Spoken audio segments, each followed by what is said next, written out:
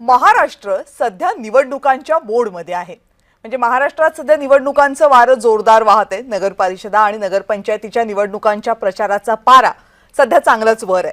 निवडणुका स्थानिक स्वराज्य संस्थांच्या आहेत, त्यामुळे राज्य स्तरावरच्या देश पातळीवरच्या युत्या आघाड्या इथे सध्या तरी तशाच्या तशा लागू नाहीयेत।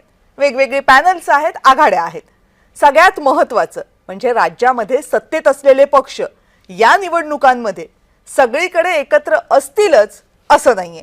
कुठे ते एकत्र आहेत, कुठे ते एकमेकांच्या विरोधामध्ये आहेत।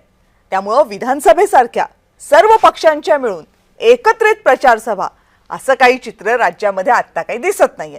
तीनही पक्षांचे नेते आपापला प्रचार करतात आणि जोरदार प्रचार होतोय।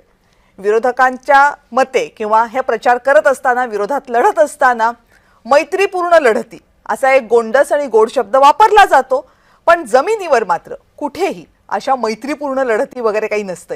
तिथे निवडणुकांचं रणांगणच असतं आणि प्रत्येकाला निवडणूक जिंकायचीच असते आणि प्रतिस्पर्धी हा विरोधकच असतो आणि याचा प्रत्यय अगदी पक्ष नेतृत्वापर्यंत दिसतोय आणि त्यामुळे महायुतीतील सुप्त वादही समोर येत आहेत। एकनाथ शिंदेंच्या मंत्र्यांच्या मंत्रिमंडळाच्या बहिष्कारापासून याची सुरुवात झाली।